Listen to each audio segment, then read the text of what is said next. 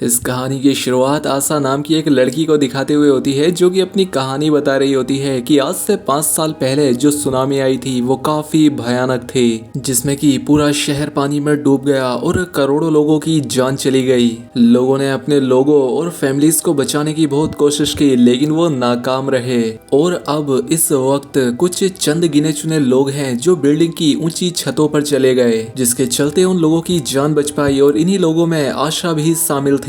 आशा काफी उदास है क्योंकि उसने अपनों को खो दिया था, लेकिन वो फिर भी खड़ी होती है क्योंकि दरअसल पिछले 5 सालों से आशा एक तबाह हुई बिल्डिंग में रह रही है, जो कि इस सुनामी में डूबे हुए शहर के एकदम बीचों बीच थी। बिल्डिंग में इसके अलावा और कोई भी नहीं था। खैर, अब इसके बाद आशा छत पर आती है। इसने यहाँ पर काफी सारा बारिश का पानी जमा करके रखा हुआ था, जिसे उबाल कर वो पिया करती और अपने लिए कॉफी बनाती थी। इसके बाद आयशा ने यहीं पर छिपाया हुआ अपना एक रेडियो निकाला, जिसमें वो अक्सर गाने सुना करती, जिससे उसे काफी अच्छा महसूस होता था। इसके बाद हमने पूरे शहर का एक बिगड़ा हुआ नजारा देखा, जहां पर अब सारी बिल्डिंग्स बंजर हो चुकी हैं। और इस हालात में आशा के लिए सबसे बड़ा चैलेंज था पीने का पानी, क्योंकि अगर यहाँ पर बारिश ना हो तो पीने का पानी काफी बड़ा मसला बन सकता था। इसलिए आशा छत के सामान पर जो बारिश का पानी जमा होता है उसे कपड़े से साफ करती है, और जो कपड़े में पानी भर जाता है उसे निचोड़ कर अपने बर्तनों में रख लेती है। और कुछ इस तरह से इतनी मेहनत के बाद वो अपने पीने के लिए पानी इकट्ठा करती है, लेकिन इस पानी को भी वो छिपा कर रखती है, क्योंकि अब इन हालातों में सामान ना होने की वजह से बहुत सारे लोग ऐसे हैं जो अब लुटेरे बन चुके हैं। वो इस सामान लूट लेते हैं। कितनी बोतल्स अभी बाकी रह गई हैं, आशा ये सब डायरी में नोट करती थी। इसके बाद वो दूरबीन से आसपास देखने लगी, तभी एक बिल्डिंग बीच में से टूटकर पानी में गिर जाती है, जो कि पानी की वजह से हो रहा था। और ऐसा करते करते पूरा शहर पानी में डूब चुका था। जब आशा ने नीचे देखा तो एक पानी का बॉक्स था जो कि पानी में तैर रहा था, जिससे इसे लगा कि इसमें जरूर कोई जरूरी सामान होगा। इसके बाद आशा नीचे वाले फ्लोर पर आती है जहां पर पानी भरा हुआ था, और यहाँ से वो उस बॉक्स पर एक पिन मारकर उसे अपनी ओर खींचने लगी। लेकिन पानी में जो मछलियां थी उनमें से एक उस बॉक्स को पकड़ लेती है, और इसीलिए जब आशा उसे खींच नहीं पाती तो उसे एक जोर का आगे झटका लगता है, और टूटी विंडो की वजह से उसे चोट भी लग जाती है। लेकिन आशा अभी भी हिम्मत नहीं हारती और पूरी जान लगाकर बॉक्स को खींचने लगी, और आखिरकार उसे वो बॉक्स मिल जाता है। लेकिन जब आशा ने उसे खोल कर देखा तो उसके अंदर एक शराब की बोतल के अलावा और कुछ भी नहीं था। उस बोतल को लेकर वो ऊपर आ गई और अपने जख्मों को उससे साफ करने लगी। तभी उसे कुछ आवाजें आई तो वो दूरबीन से देखने लगी, और देखने पर उसने पाया कि कुछ लुटेरे खाने की तलाश में इसकी बिल्डिंग की तरफ ही आ रहे थे, जिन्हें देखकर जल्दी से वो अपना सारा सामान कूड़े कचरे के नीचे छिपा देती है, और फिर खुद भी एक कमरे में जाकर छिप जाती है, जो कि उसने अपने लिए एक महफूज जगह बना रखी थी। अब गुंडे यहाँ आते ही बिल्डिंग के सभी घरों को चेक करने लगे, लेकिन उन्हें यहाँ पर कुछ खास चीज नहीं मिलती। इन लुटेरों में एक बच्चा भी था जो आसपास गोलियां चलाने लगा, जिससे आशा काफी डर जाती है। लेकिन खुद को कंट्रोल करने के लिए वो अपनी पुरानी यादों में चली गई, जहाँ पर उसने अपनी छोटी बहन को देखा, जहाँ पर ये दोनों एक साथ थी। खैर, अब कुछ वक्त बाद जब वो लुटेरे यहाँ से चले गए तो आशा भी बाहर आ गई, और थके होने की वजह से वो सो जाती है। उस रात आशा को एक डरावना सपना आया, जिसमें उसने अपनी फैमिली को डूबते हुए देखा, जिन्हें वो चाहकर भी नहीं बचा पाई। खैर, अब अगले दिन जब आशा सोने जाती है तो उसे बिल्डिंग से कुछ आवाजें आने लगी, इसीलिए वो अपनी टॉर्च लेकर हर जगह चेक करती है, लेकिन उसे वहाँ कोई नहीं मिलता। लेकिन उसे शक हो गया था कि कुछ तो गड़बड़ जरूर है, कि जरूर यहाँ कोई चोरी छिपे आ गया है। इसीलिए वो हाथ धोकर साबुन को वहीं छोड़कर अंदर चली गई। लेकिन तभी यहाँ पर एक छोटी बच्ची आकर उस साबुन को उठा लेती है, जिसे कि आशा ने भी देख लिया था। लेकिन इससे पहले आशा उस बच्ची को पकड़ती, वो बच्ची ही आशा को मार के यहाँ से भाग गई। वो दूसरी जगह जाकर छिप गई। अब आशा अगले दिन उस बच्ची को ढूंढने के लिए निकल पड़ी। उसने देखा वो बच्ची दूसरे कमरे में सोफे पर सोई हुई है, लेकिन आशा सिर्फ उसे देखती है, कुछ कहती नहीं, ताकि उसकी नींद ना खराब हो। और इसके बाद वो अपना खाना बनाने चली गई। कुछ देर के बाद हमने देखा कि उस बच्ची ने आशा के रूम से बहुत सारा सामान चोरी कर लिया है।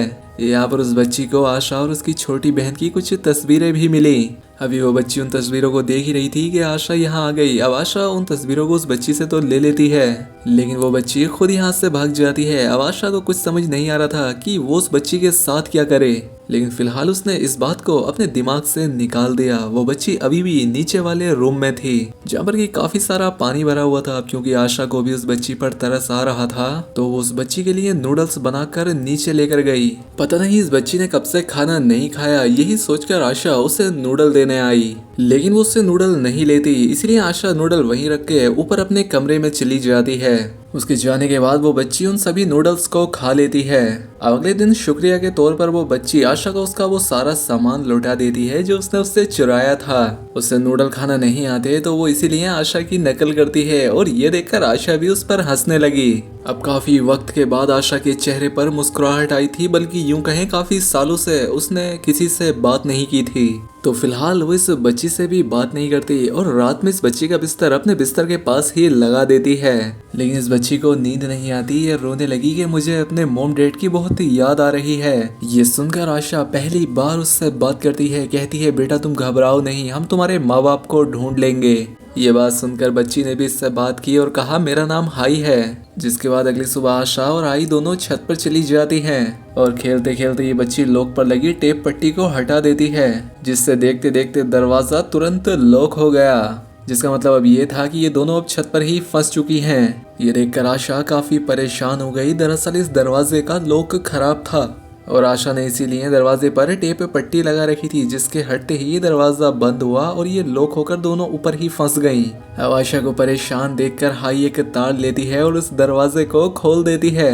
ये देखकर आशा काफी खुश हुई, वो चौंक गई, लेकिन साथ ही उसने उसे समझाया भी कि देखो यहाँ की हर एक चीज को मैंने अपने तरीके से सेट कर रखा है, इसलिए कोई भी चीज छूने से पहले मुझसे पता जरूर कर लेना। और हाँ, यहाँ शोर भी बिल्कुल मत मचाना वरना यहाँ लुटेरे आ जाएंगे।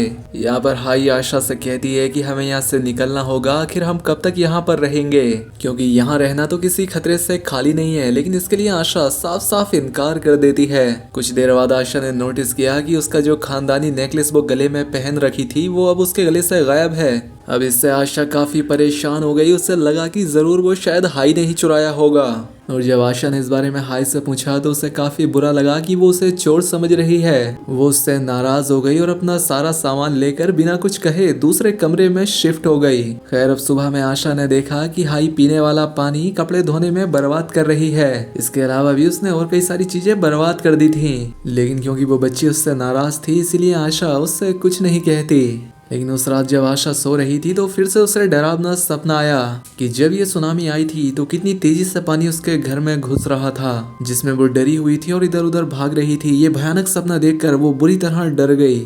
वो चीखने चिल्लाने लगी, लेकिन हाई ने उसे जगाकर उसे हौसला दिया, जिससे एक बार फिर से ये दोनों बातें करने लगे। यहाँ पर आशा हाई को समझाती है कि यहाँ पर किस तरह से रहना है। सबसे पहले उसने कहा कि पानी को कम से कम इस्तेमाल करना है, यानी पीने वाला अलग तरह से और कपड़े धोने का अलग तरह से। साथ ही तुम्हें बिजली से दूर रहना है और रेडियो को धीमी आवाज में सुनना है, क्योंकि अगर जोर से बजाओगी तो वो लुटेरे यहाँ आ सकते हैं। यहाँ पर हाई ने आयशा से एक कमरे के बारे में पूछा जो पिछले काफी वक्त से बंद था। आयशा ने उससे कहा कि इस कमरे से काफी गंदी बदबू आती है और तुम भी इसे कभी मत खोलना। लेकिन वो बदबू किस लिए आती थी आयशा उसे ये नहीं बताती। अगली सुबह हाई रेडियो पर खबरें सुन रही थी, जिसमें बताया जा रहा था कि बचे हुए लोगों को सरकार मदद भेज रही है। साथ ही उन्हें दूसरे शहरों में भी भेजा जा रहा है जो काफी महफूज हैं। खाने पीने और सभी जरूरत का सामान भी मुहैया कराया जा रहा है, जहाँ पर वो बड़े आराम से अपनी नई जिंदगी गुजार सकते हैं। हाई ने ये खबर जल्दी से जाकर आशा को बताई और कहा कि हमें भी सरकार की बताई हुई इस जगह पर चलना चाहिए। लेकिन आशा ने साफ इनकार कर दिया। अब ये बात सुनकर हाई को बुरा लगा। वो कहती है कि तुम डरपोक हो, तुमसे हालात का मुकाबला करना नहीं आता। आखिर तुमने ऐसा क्यों सोच रखा है कि तुम हमेशा यहीं पर रह सकती हो। लेकिन आशा ने जब उससे फिर से मना किया तो हाई वहाँ अकेले ही जाने का डिसाइड कर लेती है। अब वो प्लास्टिक्स की बोतल को आपस में जोड़कर अपने लिए एक नाव तैयार करने लगी। आशा उसे समझाती है कि देखो यहाँ से बाहर निकलना खतरे से भरा हुआ है, क्योंकि पानी में खतरनाक शार्क्स और भी समुद्री मखलूकात मौजूद है और वो जगह भी बहुत दूर है जहाँ तुम जाना चाहती हो। वहाँ पहुँचते हुए तुम्हारे खाने पीने और ज़रूरत का सामान खत्म हो सकता है और पानी में हम रास्ते भी तो भूल सकते हैं। जिस पर हाई उसे एक फ्लेयर गन दिखाते हुए कहती है कि देखो हमारे पास ये है, इससे मैं अपनी हिफाजत कर सकती हूँ। फ्लेयर गन देखकर आशा काफ़ी घबरा गई।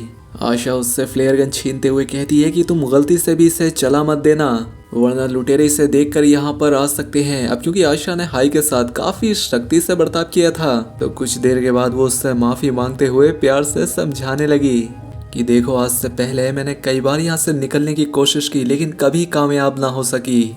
ये बात बताते बताते उसे अपनी बीती बात याद आने लगी, जहाँ पर वो फैसला कर चुकी थी कि वो अपना घर छोड़ देगी, क्योंकि उसके पेरेंट्स घर में लाई हुई चीज सबसे पहले उसकी छोटी बहन को देते थे, जिस वजह से इसे भयंकर गुस्सा आता और अपनी बहन से ये बहुत जलती थी।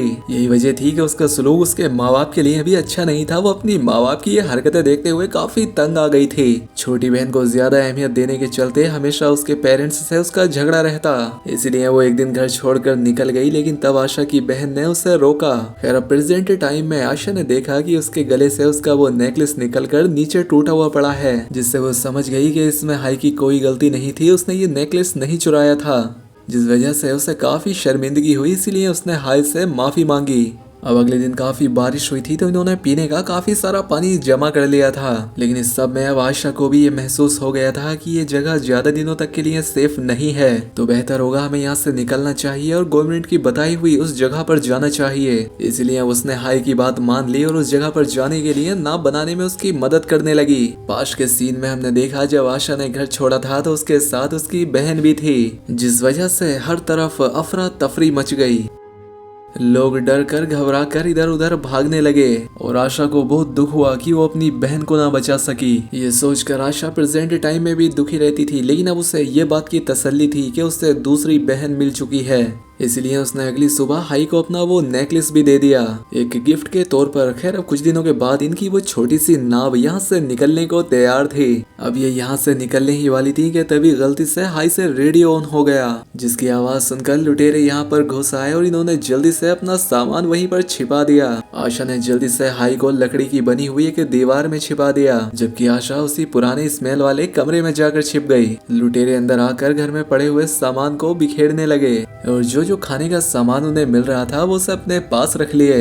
इस दौरान उन्हें नकली दीवार में छिपी हाई भी मिल गई। उन्होंने उसे पकड़ लिया, जिस वजह से वो चीखने चिल्लाने लगी। उसकी आवाज आशा भी सुन पा रही थी, लेकिन वो भी काफी डरी हुई थी। उसे समझ नहीं आ रहा था कि वो कैसे हाई को बचाने जाए। अब इन लुटेरों ने इनकी नाव को भी तोड़ दिया, जिसके बाद वो उस स्मेल वाले कमरे में चले गए। आशा को फिर से पास्ट वाला सीन नजर आने लगा कि कैसे वो और उसकी बहन खतरे में थे और चाहकर भी वो उससे नहीं बचा पाई थी।